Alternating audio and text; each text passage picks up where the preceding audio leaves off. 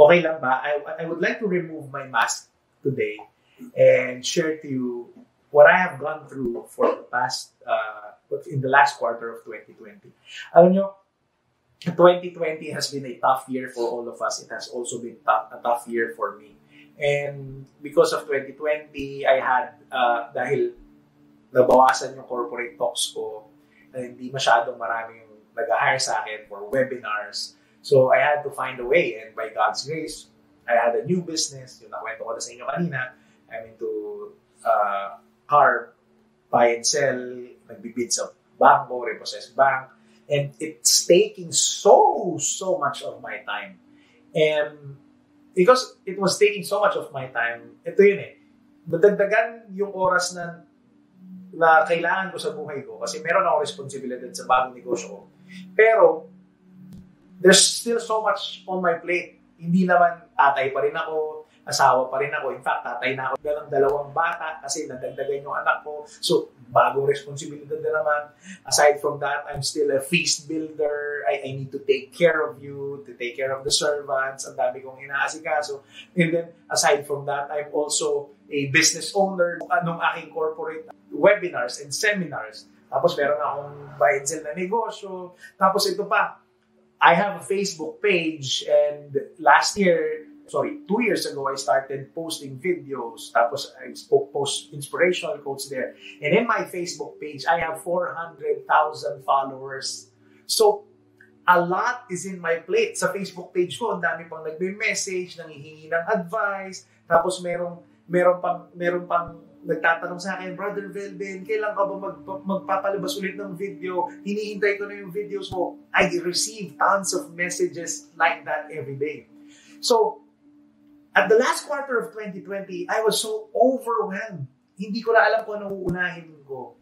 And it has taken a toll on my sanity and my peace. And hindi ko na alam yung gagawin ko. Nababurnout na ata ako. In fact, there were nights when I'm crying, literally crying, because I'm so overwhelmed. I just want to quit. I just want to quit one aspect. In fact, I even thought of thinking of quitting yung aking negosyo na buy and sell, even if it feeds my family. Pero na-realize ko, hindi ko pwedeng i-quit ito. Pag kinwit ko ito, paano naman kakain yung pamilya ko? So, I have so much in my head. And then, I thought, teka lang, sa mga responsibilidad ko, ano ba pwede kong bitawan? Hindi ko pwedeng bitawan yung pagiging asawa ko. Sinumpaan ko yun sa Diyos. Hindi ko pwedeng bitawan yung pagiging tatay ko. Lalo yun, 2 na yung anak ko. Hindi ko pwedeng bitawan yung ministry ko. God called me into this ministry, becoming a feast builder. And not everyone is called to be a feast builder. This is a privilege by God for me. This is my calling. Hindi ko rin mabitawan yung calling ni Lord sa akin na to become a positive inspiration, an inspirational speaker in my Facebook page. Hindi ko mabitawan yan. Pero hindi ko rin mabitawan yung buy and sell na business ko kasi yun ang nagpo-provide para sa family ko. So what to do? I was discerning. I was overwhelmed. And I thought I needed to drop one. But later on, as I prayed to the Lord and as I discerned, God told me that maybe you don't need to drop one. Because when I was thinking about it, God aligned everything in my life so as for me to be called to be a father, to be a husband, to be a business owner, to be an influencer on Facebook with 400,000 followers, to be a feast builder. Inalign ni Lord yan lahat para sa akin. So somehow, I knew in my heart that quitting is in one of those is not the solution.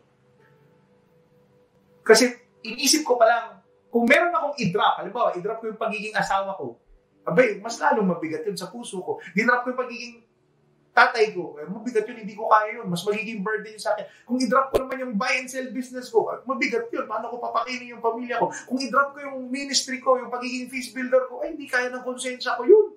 Mahal na mahal ko kayo. It's more of a burden for me. Kung i-drop ko din yung mga taong nagpo-follow sa amin sa Facebook, hindi ko napansin na yung Facebook page ko, mabigat din yun because people are banking on what I post on social media.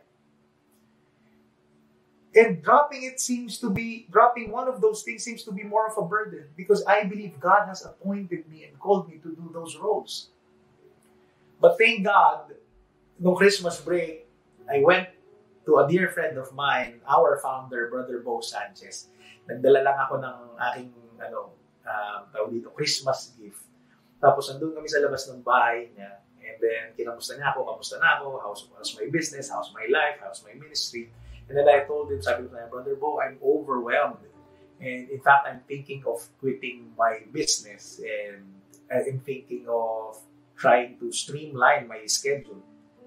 And then here's what he said. Alam niya si Lord, nagpapadala talaga siya ng tao na pagkakailangan mo ng salita niya. Sabi ni Brother Bo sa akin, sabi niya, Velden, sabi niya, you know what? I want you to understand that this is just a season. Your ministry is growing bigger, your family is growing bigger, and then your new business is just growing bigger. Sabi niya, this is not the time to quit. Sabi niya, this is just a season. And kapag ka-season na yan, there will be sleepless nights, pero this will just be a season.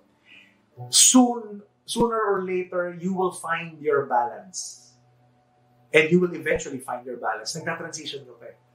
Tapos ito suggestion na sa akin, but here's what I would like you to do. Sabi niya, you need to find and ask and hire people to do things that you can delegate. So that you can do things that only you can do. So you can do things that God has called you to do. For example, sabi niya, halimbawa yung paperwork, pwedeng ibang tao na yung gumawa niyan. Pero yung preaching mo, yung giving out content on social media, ikaw lang ang pwedeng gumawa niyan. Yung editing, hindi mo kayang gawin yan, ipagawa mo na sa iba. Yung ang daming mga bagay na pwede mong ipagawa sa iba. But you can never be a substitute. You can never find another substitute to be a husband. You can never find a substitute to be a father to your kids. And so, upon his recommendation and suggestion, I started hiring new people for my businesses. I was tapping new people for our buy and sell business. I'm tapping people to edit my videos. Again, shout out to Yabi Eusebio. I tap people who can upload my videos on my YouTube and my Facebook page. And I asked help from my family members. Humingi na ako ng tulong sa asawa ko. Sabi sa kanya, love, kailangan kong mas magtrabaho. So, kung po pwede, tulungan mo ako sa bahay, mais ng konti yung burdens ko sa responsibilities sa bahay. And I thank God for a wife who constantly does that. Eases my burdens and responsibilities at home. So I can focus more on my businesses and my ministry. Thank you rin sa mga kapatid ko at nanay at tatay ko na inaalagaan yung mga anak ko kapag nagde-date kami mag-asawa because I need to keep our marriage intact. So every Wednesday, iniiwan ko yung anak ko si Zion sa nanay at tatay ko. Sila nagbabantay doon para naman maging asawa ko sa asawa ko. And most of all, I'd like to thank all those leaders and servants of Feast Bikutan who are helping me do this. Mahirap po itong feast at home. Despite the pandemic, you are still there. The feast is running. The ministry is running because you are helping me. And you know what? Why am I sharing this to you, my dear brothers and sisters? Because I realized I was burnt out. Kasi sinusubukan kong pasanin ang daigdig. Hindi ko naman kaya. At higit sa lahat, hindi naman ako tinatawag ng Diyos pasanin ang lahat. My dear friends, why am I sharing this to you? Are you burdened right now? Maybe God is asking you to share that burden to others. Maybe God is asking you to let Him in and allow Him to carry that burden. I don't know what you are going through right now, my dear friends. Maybe you have a huge responsibility. A husband, a wife, a business owner, a leader in the ministry. I don't know. But let me tell you this. Oo, mahirap. Yes, it may be a burden. But come to think of it, our burdens is also the source of our joy. Tama ba? Because I know that God has called me to do it. In fact, I call this a happy burden. My marriage is a happy burden. Minsan, source ng stress ko yung misis ko. Pero almost siya rin ang source ng joy ko. Hinahanap-hanap ko pa rin siya. Parenthood is a happy burden. Ang kukulit minsan ng mga anak ko. Gusto ko pagkuntugin minsan. Pero at the end of the day, lalo na pagtulog sila, they are source of my joy. It's my happy burden. Ministry, there are so many problems in the ministry. It's a happy burden. Because I get my joy as well in serving others, in serving the Lord. Work in business is a happy burden as well. My dear friends, why am I sharing this to you? Yes, when you have a happy burden, and you look at it as a happy burden, yes, pwedeng pagod ka.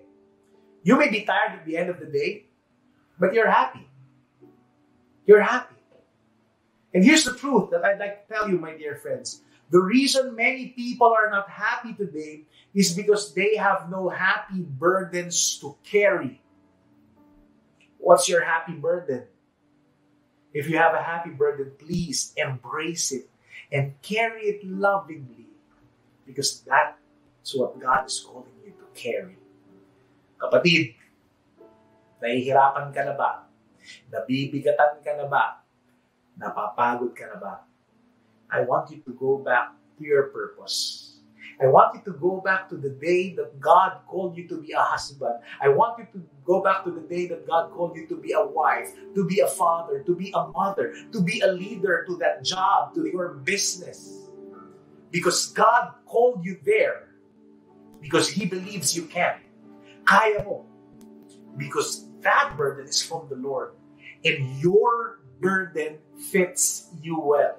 Bagay sa iyo ang pinapasan mo. Alam ko mahirap. Pero alam ng Diyos na kaya mo yan. Kaya mo rin yan. Kaya huwag kang susuko. Kasi tinawag ka niya dyan. And I believe in this. When God appoints, He anoints. And if God called you to it, He will bring you through it. Amen? Get real rest. Your burden fills you well.